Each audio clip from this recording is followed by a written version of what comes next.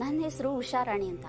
ನಾನಿವತ್ತು ಇಷ್ಟು ಸಂತೋಷವಾಗಿ ನಿಮ್ಮ ಮುಂದೆ ಕೂತ್ಕೊಂಡು ಮಾತಾಡ್ತಿದ್ದೀನಿ ಅಂದರೆ ಅದಕ್ಕೆಲ್ಲ ಕಾರಣ ಗುರೂಜಿಯವರು.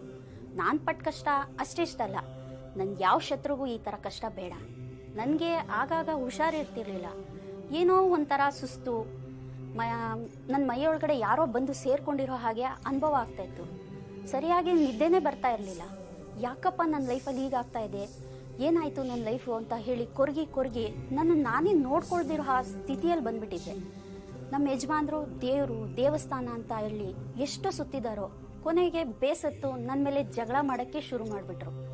ನನ್ನ ಮಕ್ಕಳು ಭಯದಿಂದ ನನ್ನ ಹತ್ರನೇ ಬರೋದೇ ಬಿಟ್ಬಿಟ್ರು. ಇದರಿಂದ ನಾನು ಏನಾದರೂ ಮಾಡ್ಕೊಂಬಿಡೋಣ ಅನ್ನೋಷ್ಟು ಬೇಜಾರಾಗ್ತಾ ಇತ್ತು.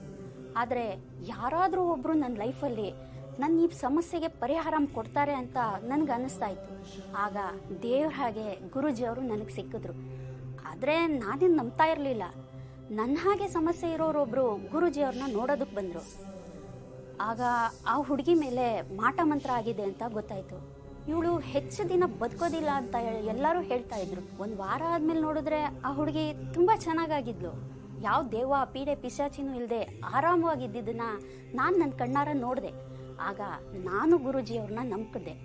ನನ್ನ ಸಮಸ್ಯೆನೇ ಹೇಳಿದಾಗ ಗುರೂಜಿಯವರು ನನ್ನ ಮೇಲೆ ನನ್ನ ಸಂಬಂಧಿಕರಿಂದನೇ ಮಾಟ ಮಂತ್ರ ಆಗಿದೆ ಅಂತ ಹೇಳಿ ಅದನ್ನು ರಿಮೂವ್ ಮಾಡಿದ್ರು. ಈಗ ನಾನು ಆರೋಗ್ಯವಾಗಿದ್ದೀನಿ. ಇದಕ್ಕೆಲ್ಲ ಕಾರಣ ಗುರೂಜಿಯವರು. ಅವ್ರಿಗೆ ಥ್ಯಾಂಕ್ಸ್ ಹೇಳೋದಕ್ಕೆ ಇಷ್ಟಪಡ್ತೀನಿ.